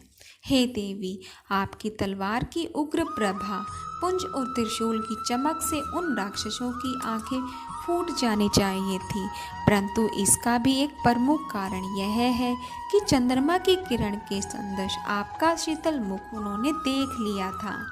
हे देवी, आपका शील स्वभाव दुराचारियों के दुष्ट स्वभाव को निवृत्त करने वाला है। आपका रूप अचिंतनीय है, उसकी तुलना किसी से नहीं की जा सकती। आपका पराक्रम तो देवताओं के पराक्रम को नष्ट करने वाले, राक्षसों के पराक्रम को नष्ट करने वाला है। इस प्रकार आप शत्रुओं पर भी दया करती रहती हो। हे देवी, आपके इस पराक्रम की बराबरी किसी से नहीं की जा सकती है। शत्रुओं को भयभीत करने वाला आपका पराक्रम और सुंदर स्वभाव और किसी में नहीं है। हृदय में ममतामयी दया और युद्ध क्षेत्र में कठोरता तीनों लोकों में आपसे बढ़कर किसी में नहीं है। हे देवी, युद्ध क्षेत्र में शत्रु को मारकर तुमने उन्हें सर्वलोक में स्थान दिया है। इस तरह आपने तीनों लोकों की रक्षा की है और उन उन्मत्त राक्षसों से जो हमें भय था उसको भी दूर किया है। आपको हमारा बारंबार नमस्कार है। हे देवी, त्रिशूल से हमारी रक्षा करो। हे अंबिके, तलवार से हमारी रक्षा करो तथा घंटे की ध्वनि और धनुष की टंकार से हमारी रक्षा करो। हे दुर्गा देवी, चारों दिशाओं उत्तर, दक्षिण, पूर्व और पश्चिम में अपने त्रिशूल को घुमाकर हमारी रक्षा करो। हे माता, तीनों लोकों में जो आपके सौम्य रूप हैं तथा असौम्य रूप हैं उनसे हमारी रक्षा करो एवं इस पृथ्वी की भी रक्षा करो। हे अंबिके, आपके हाथों में जो खंड, शूल और गदा आदि शस्त्र शोभायमान हैं उनके द्वारा हमारी रक्षा करो। ऋषि बोले, इस प्रकार सब देवताओं ने जगत माता भगवती की स्तुति की और नंदन वन के पुष्पों तथा गंध अनुलेपनों द्वारा उनका पूजन किया। सभी देवताओं ने भक्तिपूर्वक दिव्य धूपों के द्वारा अर्चना की, वे प्रणाम करने लगे। तब देवी दुर्गा प्रसन्न होकर उन देवताओं से बोली, हे देवताओं, तुम सब लोग जिस वस्तु की अभिलाषा रखते हो मुझसे मांग लो। देवता बोले, भगवती ने हमारी सब इच्छाएं पूर्ण कर दी हैं। अब हमें कुछ नहीं चाहिए। हमारा शत्रु महिषासुर मर गया है। हे महेश्वरी, इतने पर भी यदि आप हमें कुछ और वर देना चाहती हैं तो जब जब हम आपको स्मरण करें तब तब आप दर्शन देकर हम लोगों के महान संकट दूर कर दिया करें। हे मातेश्वरी, जो भी मनुष्य इन स्तुतियों द्वारा आपकी स्तुति करे उसे वित्त, समृद्धि और वैभव देने के साथ ही उसकी धन और स्त्री आदि संपत्ति को बढ़ाने के लिए आप सदा हम पर प्रसन्न रहें। ऋषि बोले, हे राजन, देवताओं ने जब संसार के लिए और अपने लिए इस भांति प्रश्न किया तो देवी तथास्तु कहकर अंतर्ध्यान हो गई। हे राजा, जिस प्रकार तीनों लोकों का हित चाहने वाली वह भगवती देवी देवताओं के शरीर से उत्पन्न हुई थी, वह सारा वृतांत मैंने तुमसे कह दिया है। इसके पश्चात दुष्ट असुरों और शुंभ निशुंभ का वध करने के लिए तथा संसार की रक्षा के लिए और देवताओं की रक्षा करने के लिए देवी उत्पन्न हुई। वह सब कथा मैं तुम्हें सुनाता हूँ, इसलिए उसको ध्यान से सुनिए। देवी की स्तुति, अंबिका के रूप की प्रशंसा। ओम ऋषि बोले, प्राचीन काल में शुंभ निशुंभ नामक दो राक्षसों ने बल के मद में भरकर इंद्र त्रिलोकी का राज्य और रज्ञों का भाग अपने छीन लिया था। तत्पश्चात इन दोनों असुरों ने सूर्य, चंद्रमा, कुबेर, यम और वरुण के अधिकार भी छीन लिए। वायु और अग्नि के अधिकार भी छीनकर सब देवताओं को उनके राज्य से निकाल दिया। इस प्रकार देवतागण दोनों राक्षसों से पराजित होकर तथा स्वर्ग से निकाल दिए जाने पर अपराजिता भगवती देवी का स्मरण करने लगे। वे सोचने लगे कि भगवती देवी ने हमें पहले वरदान दिया था कि देवताओं पर विपत्ति आने पर मैं तुम्हारे स्मरण करने पर समस्त आपत्तियों को समूल नाश कर दूंगी। ऐसा सोचकर सब देवता इंद्र के साथ हिमालय पर्वत पर विष्णु की माया देवी की स्तुति करने के लिए गए। देवता बोले, देवी और महादेवी को हम नमस्कार करते हैं, शिव को नमस्कार करते हैं, प्रकृति एवं भद्रा को प्रणाम करते हैं। हम नियम पूर्वक जगदम्बा को नमस्कार करते हैं, रुद्रा को प्रणाम है, नित्या, गौरी एवं धात्री को बारंबार नमस्कार है। ज्योत्सनामयी, चंद्र रूपिणी एवं सुख स्वरूपा देवी को सतत प्रणाम है। शरणागतों का कल्याण करने वाली एवं सिद्धि रूपा देवी को बारंबार नमस्कार करते हैं। राक्षसों की लक्ष्मी, राजाओं की लक्ष्मी तथा शर्वाणी यानी शिव की पत्नी को नमस्कार करते हैं। दुर्गा देवी को, दुर्ग सतलों को पार करने वाली दुर्गा पारा को, सारा सर्वकारिणी ख्याति कृष्णा और धूम्र देवी को सदैव नमस्कार है। अत्यंत सौम्य और अत्यंत रौद्र रूपा को हम नमस्कार करते हैं। उन्हें हमारा बार बार प्रणाम है। जगत की आधारभूत कृति देवी को बार बार नमस्कार है। जिस देवी को प्राणी मात्र विष्णु की माया कहते हैं उसको नमस्कार है। जो देवी समस्त प्राणियों में चेतना कहलाती है उसको नमस्कार है। जो देवी संपूर्ण प्राणियों में बुद्धि रूप से स्थित है उसको नमस्कार है। जो देवी सब प्राणियों में निद्रा रूप से विराजमान है उनको नमस्कार है। जो देवी संपूर्ण प्राणियों में शुद्धा रूप से विराजमान है उनको नमस्कार है। जो देवी संपूर्ण प्राणियों में छाया रूप से स्थित है उसको नमस्कार है। जो देवी सब प्राणियों में जाति रूप से स्थित है उसको नमस्कार है। जो देवी सब प्राणियों में लज्जा रूप से स्थित है उसको नमस्कार है। जो देवी सब प्राणियों में श्रद्धा रूप से स्थित है उनको नमस्कार है। जो देवी सब प्राणियों में कांति रूप से स्थित है उनको नमस्कार है। जो देवी सब प्राणियों में लक्ष्मी रूप से स्थित है, जो देवी सब प्राणियों में वृत्ति रूप से स्थित है, जो देवी समस्त जीवों में स्मृति रूप से विराजमान है उनको नमस्कार है, उनको बारंबार नमस्कार है। जो देवी समस्त जीवों में दया रूप से स्थित है उनको बारंबार नमस्कार है। जो देवी समस्त जीवों में तुष्टि रूप से स्थित है, जो देवी समस्त जीवों में मातृ रूप से स्थित है, जो देवी सब जीवों में भ्रांति रूप से स्थित है, जो देवी सभी प्राणियों की इंद्रियों में अधिशास्त्री है और उसी प्रकार सब में व्याप्त है, उस देवी को बारंबार नमस्कार है। जो देवी चैतन्य रूप से इस संपूर्ण संसार को व्याप्त करके स्थित है उनको बारंबार नमस्कार है। पूर्व काल में देवताओं ने अपना अभीष्ट फल पाने के लिए जिस भगवती की स्तुति की है और देवराज इंद्र ने बहुत दिनों तक जिसका सेवन किया है वह कल्याण की साधना भुजा ईश्वरी हमारा कल्याण करें तथा सारी विपत्तियों को नष्ट करें। राक्षसों द्वारा पीड़ित हम सब देवता उस परमेश्वरी को प्रणाम करते हैं जो भक्ति पूर्वक समर्पण करने पर तुरंत ही सब विपत्तियों को नष्ट करने की क्षमता रखती हैं। वह जगदम्बा इस समय हमारा कल्याण करके हमारी संपूर्ण विपत्तियों को दूर करने की कृपा करे। महर्षि मेधा बोले, हे राजन, इस प्रकार जब सब देवता देवी की स्तुति कर रहे थे तो उसी समय देवी पार्वती गंगा में स्नान करने के लिए आई। उसमें पार्वती जी ने देवताओं से कहा कि आप लोग इस समय किसकी स्तुति कर रहे हैं। तब उनके शरीर कोश से प्रकट होकर शिवा बोली, ये देवता शुंभ दैत्य द्वारा निष्कासित एवं संग्राम में निशुंभ दैत्य से पराजित हुए मेरी स्तुति कर रहे हैं। पार्वती जी के शरीर कोश से उसी समय अंबिका देवी प्रकट हुई जो समस्त लोकों में कौशिकी नाम से प्रसिद्ध हुई। जिस समय पार्वती जी के शरीर कोश से अंबिका प्रकट हुई उस समय से पार्वती जी का शरीर काले रंग का हो गया और तब से उनका नाम कालिका देवी पड़ गया और वे हिमालय पर निवास करने के लिए चली गई। शुंभ और निशुंभ के दूत चंडमुंड वहां आए और उन्होंने परम मनोहर रूप वाली अंबिका देवी को देखा। चंडमुंड शुंभ निशुंभ के पास जाकर बोले, हे महाराज, एक सुंदर स्त्री हिमालय को प्रकाशित कर रही है। हे असुरेश्वर, हमने उस जैसी परम सुंदर स्त्री को अब तक नहीं देखा, इसलिए यह पता करना चाहिए कि वह कौन है और किसकी है। वह सब स्त्रियों में रतन है। वह अपनी कांति से दसों दिशाओं को प्रकाशित कर रही है। आप चलकर उसे देख लो। हे स्वामी, तीनों लोकों में हाथी, घोड़े और मणि इत्यादि जितने रत्न हैं वे इस समय आपके घर में शोभायमान है।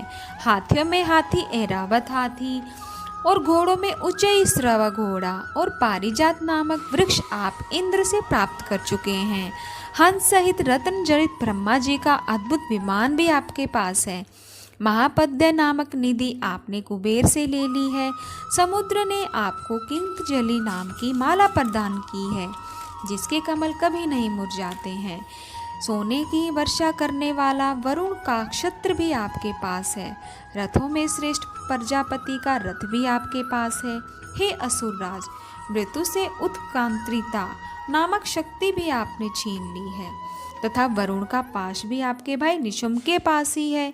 निशुम्भ ने समुद्र से उत्पन्न होने वाले सब प्रकार के रत्न भी अपने अधिकार में कर लिए हैं, और ऐसे भी 2 वस्त्र जो अग्नि देव ने आपको दिए हैं, जिन्हें अग्नि नहीं जला सकती है। हे दैत्यराज, इस प्रकार सभी रत्न रूपी वस्तुएं आप संग्रह कर चुके हैं। अब आप कल्याणमयी स्त्रियों में रतन रूपी इस स्त्री को ग्रहण करें। ऋषि बोले। चंडमुंड के वचन सुनकर शुंभ ने सुग्रीव नामक राक्षस को अपना दूत बनाकर देवी के पास भेजा।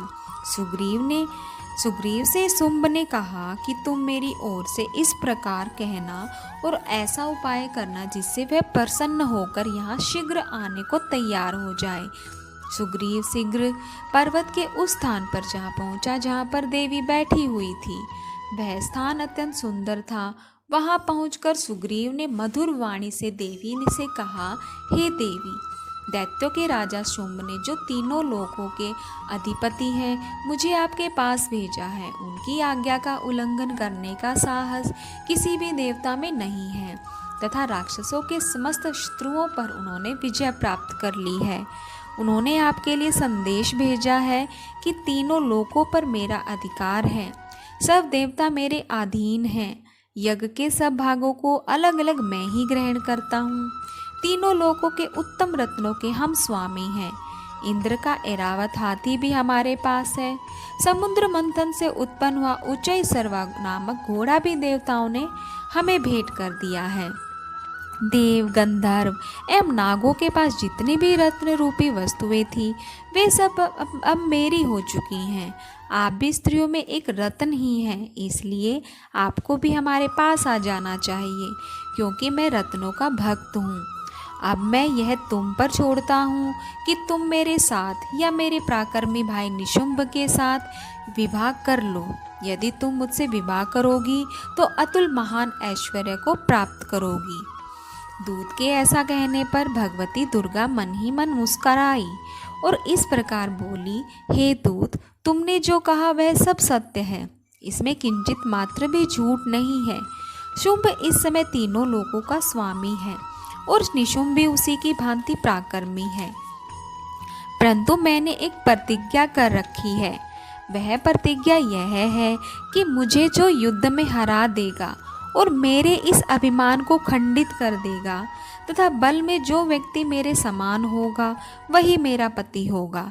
इसलिए शुंभ निशुंभ में से जो भी मुझे युद्ध में हरा देगा मैं उसी से विवाह कर लूँगी। मेरा यह संदेश उन तक पहुँचा दो। दूत सुग्रीव बोला, हे देवी, आप अभिमान से भरी हुई हो, मेरे सम्मुख ऐसी बातें ना करें। इस त्रिलोकी में तो मुझे कोई ऐसा दिखाई नहीं देता जो शुंभ निशुंभ को हरा सके। जब देवताओं में से कोई शुंभ व निशुंभ के सामने न ठहर सका, तो फिर तुम जैसी कमनीय स्त्री भला रणभूमि में उसका मुकाबला कैसे कर सकेगी। तुम मेरा कहना मानकर शुंभ निशुंभ के पास चली जाओ। ऐसा करने से तुम्हारे गौरव की रक्षा होगी, अन्यथा जब वे तुम्हारे केश पकड़कर तुम्हें घसीटते हुए ले जाएंगे तब तुम्हारा गौरव नष्ट हो जाएगा। देवी बोली, शुंभ निशुंभ बड़े बलवान हैं, यह ठीक है, परंतु मैं अपनी प्रतिज्ञा से बंधी हुई हूँ। इसलिए तुम जाओ और मैंने जो कुछ कहा है वह आदरपूर्वक असुरराज से कह दो। इसके पश्चात वे जो उचित समझे करें। धूम्रलोचन वध। देवी की बात सुनकर दूत सुग्रीव क्रोध में भरकर असुर सम्राट शुंभ के पास पहुंचा और देवी के साथ हुई सारी बातचीत विस्तार पूर्वक बता दी। दूत की बात सुनकर शुंभ के क्रोध का पारावार ना रहा और दैत्य सेनापति धूम्रलोचन से बोला, तुम शीघ्र अपनी सेना लेकर वहां जाओ और दुष्टा के केशों को पकड़कर घसीटते हुए यहाँ ले आओ। यदि उसकी रक्षा करने के लिए कोई देवता, यक्ष या गंधर्व आए तो उसे भी मार डालना। आज्ञा पाते ही धूम्रलोचन 60,000 असुरों के साथ सेना लेकर चल दिया। वहां पहुंचकर उसने हिमालय पर्वत पर विराजमान देवी को देखा और ऊंची आवाज में बोला, अरे तू अभी शुंभ निशुंभ के पास चल, यदि प्रसन्नतापूर्वक मेरे स्वामी के पास नहीं चलेगी तो स्मरण रख कि मैं तुम्हें बालों से पकड़कर घसीटता हुआ बलपूर्वक ले जाऊंगा। देवी बोली, दैत्यराज शुंभ ने तुम्हें सेना लेकर मुझे बलपूर्वक लाने के लिए भेजा है। यदि तू मुझे बलपूर्वक ले जाएगा तो मैं तेरा क्या कर सकती हूँ। ऐसा कहने पर धूम्रलोचन देवी जगदम्बा को पकड़ने के लिए झपटा तो देवी ने अपनी हुंकार से ही धूम्रलोचन को भस्म कर डाला। यह देखकर असुर सेना क्रोध से भरकर अंबिका देवी की तरफ लपकी, परंतु देवी ने उन पर तीखे बाणों, शक्तियों तथा फर्शों की वर्षा आरंभ कर दी। इधर देवी दुर्गा का वाहन शेर भी कुपित होकर भयंकर आवाज करता हुआ असुरों की सेना पर उछल पड़ा। शेर ने कई असुरों को पंजों से, कई को जबड़ों से, कई को धरती पर पटक पटक कर अपने दाढ़ों से घायल करके मार डाला। उसने अपने नखों से कितने ही असुरों के पेट फाड़ डाले और कितने ही असुरों के सिर धड़ से अलग कर दिए। वह दैत्यों के पेट फाड़कर उनका रस चूसने लगा। क्षण भर में ही देवी के वाहन शेर ने राक्षसों की सारी सेना का संहार कर डाला। शुंभ को जब यह समाचार मिला कि देवी धूम्रलोचन को मार डाला है तो उसके वाहन शेर ने सारी सेना को मौत के घाट पहुंचा दिया। तो उसे बहुत बड़ा क्रोध आया। उसने चंडमुंड को आज्ञा दी कि तुम बहुत बड़ी सेना लेकर वहां जाओ और उस स्त्री को पकड़कर ले आओ। यदि उसे युद्ध करना पड़े तो सारी असुर सेना मिलकर उसे मार डालो। उस दुष्टा की हत्या होने पर तथा सिंह के मर जाने पर वह स्त्री जिस भी दशा में पड़ी हो उसे बांधकर शीघ्र लेकर यहाँ लौटो। ओम राजा बोले, हे ऋषि श्रेष्ठ, आपने रक्त बीज के वध से संबंध रखने वाला देवी चरित्र का यह अनोखा महात्म्य मुझे सुनाया। रक्त बीज की मृत्यु के बाद शुंभ निशुंभ दैत्यों ने क्या किया, यह मैं आपसे जानना चाहता हूँ। ऋषि बोले, रक्त बीज के मारे जाने पर शुंभ निशुंभ क्रोध में भर गए। दैत्यों की प्रधान सेना को लेकर निशुंभ देवी से युद्ध करने आया। महापराक्रमी शुंभ भी सेना सहित चंडिका देवी को मारने के लिए आगे बढ़ा। शुंभ और निशुंभ का देवी से घोर युद्ध हुआ। दोनों भाई शुंभ निशुंभ देवी पर इस प्रकार बाणों को छोड़ने लगे मानो मेघ वर्षा कर रही हो। देवी ने असुरों द्वारा छोड़े गए बाणों को अपने बाणों से काट डाला और अपने शस्त्रों की वर्षा से उनको चोट पहुंचाई। निशुंभ ने तेज धार वाली तलवार और चमकती ढाल लेकर देवी के वाहन सिंह के मस्तक पर वार किया। इस पर देवी ने शुभ्र नामक बाण से निशुंभ की तलवार काट डाली और उसकी ढाल के, जिसमें 8 चांद जुड़े थे, टुकड़े टुकड़े कर डाले। ढाल और तलवार के कट जाने पर निशुंभ ने शक्ति का प्रहार किया, जिसके देवी ने अपने चक्र से 2 टुकड़े कर दिए। निशुंभ मारे क्रोध के जल भुन गया और देवी पर शूल से वार किया, परंतु देवी ने अपने मुक्के से शूल को चूर चूर कर डाला। इसके बाद देवी पर उसने गदा से प्रहार किया। देवी ने त्रिशूल से गदा को काट दिया। अब वह फरसा लेकर देवी की ओर लपका। देवी ने अपने तीखे बाणों से घायल कर दिया। अपने भयानक पराक्रमी भाई निशुंभ के घायल हो जाने पर शुंभ क्रोध में भर गया और देवी अंबिका को मारने के लिए दौड़ा।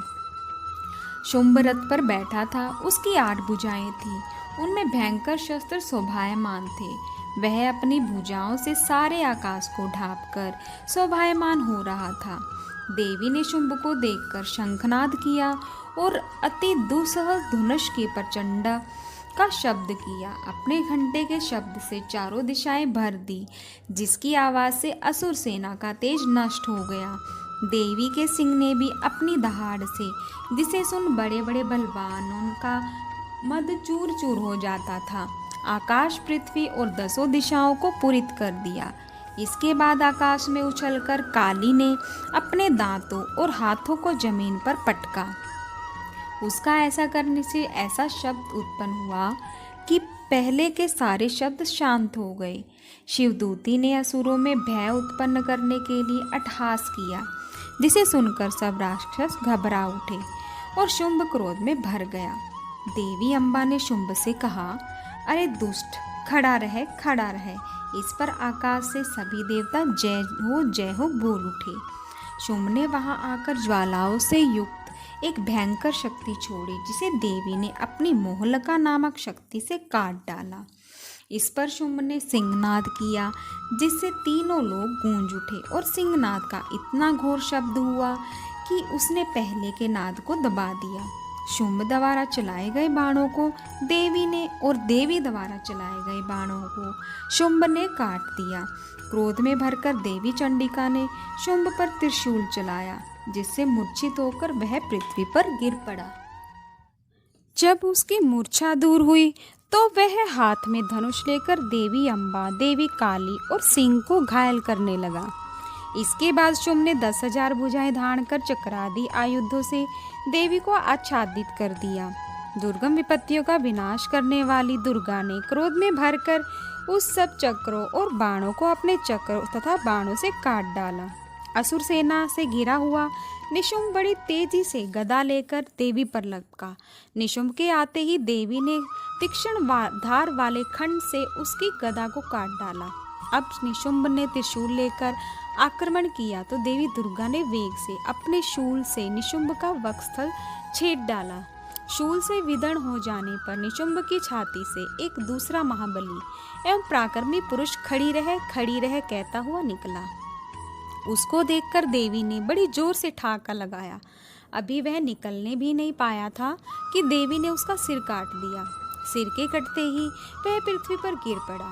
इसके बाद सिंह दहाड़कर असुरों का भक्षण करने लगा। काली और शिव देवती भी राक्षसों का रक्त पीने लगी।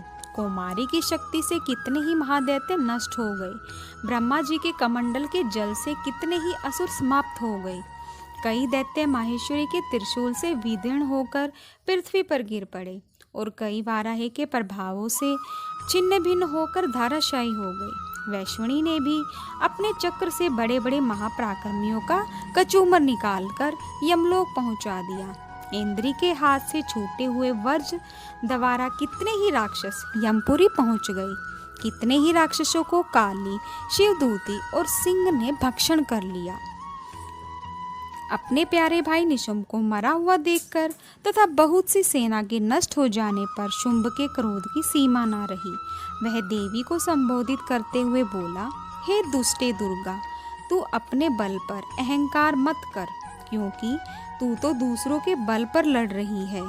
देवी दुर्गा ने उत्तर दिया, हे दुष्ट दानव, देख मैं तो अकेली ही हूँ। इस संसार में मेरे अतिरिक्त कोई दूसरा नहीं है।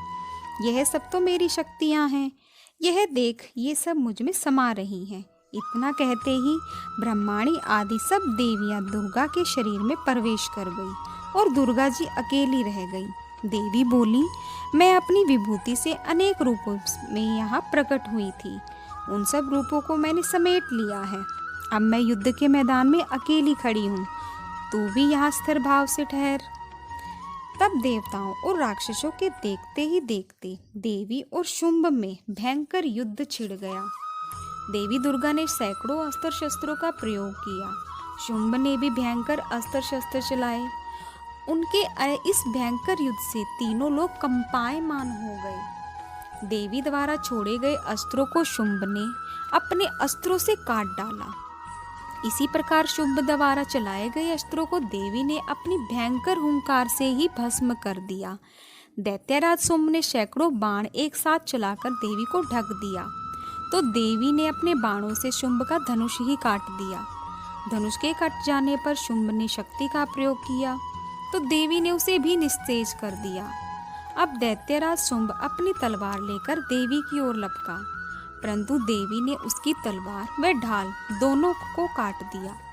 दैत्यराज का युद्ध में घोड़ा मारा गया, रथ टूट गया और सारथी भी मर गया। अब शुंभ भयंकर मुदगर लेकर देवी की ओर लपका, तो देवी जगदम्बा ने अपने पैने बाणों से उसके मुदगर को भी काट दिया। मुदगर के टूट जाने पर शुंभ बड़े वेग से देवी को मुक्का मारने के लिए दौड़ा। जैसे ही शुंभ ने देवी की छाती पर मुक्का मारा, तो देवी ने भी शुंभ की छाती पर एक चांटा मारा। देवी का चांटा पड़ते ही दैत्यराज शुंभ पृथ्वी पर गिर पड़ा। परंतु पुनः वह उठकर खड़ा हो गया। अब दैत्यराज शुंभ अचानक उछला और देवी को लेकर आकाश में उड़ गया। अब देवी आकाश में ही शुंभ के साथ युद्ध करने लगी। उनके इस युद्ध ने सिद्ध और मुनियों को विस्मय में डाल दिया। इसके बाद देवी ने शुंभ के साथ काफी समय तक युद्ध करने के पश्चात उसे उठाकर जोर से घुमाकर पृथ्वी पर पटक दिया। पृथ्वी पर पटके जाने पर भी वह दुष्ट आत्मा पुनः खड़ा होकर देवी का वध करने हेतु उनकी ओर बड़े वेग से दौड़ा। दैत्यराज शुंभ को अपनी ओर आता देख देवी ने अपने त्रिशूल से उसकी छाती छेद कर पृथ्वी पर गिरा दिया। देवी के त्रिशूल से घायल होने पर दैत्यराज शुंभ के प्राण पखेरु उड़ गए और वह समुद्रों, द्वीपों तथा पर्वतों सहित समूची पृथ्वी को कंपायमान करता हुआ पृथ्वी पर आ गिरा। उस दुष्ट असुर के मरते ही सारा संसार प्रसन्नता से नाच उठा। पहले जो अनिष्ट सूचक मेघ और उल्कापात होते थे वे सभी शांत हो गई। नदियां अपने सही मार्ग से बहने लगी। देवगण बड़े प्रसन्न हुए और गंधर्व सुंदर गीत गाने लगे। बाजे बजने लगे, अप्सराएं नाचने लगी, स्वच्छ वायु बहने लगी। सूर्य की उत्तम प्रभा हो गई।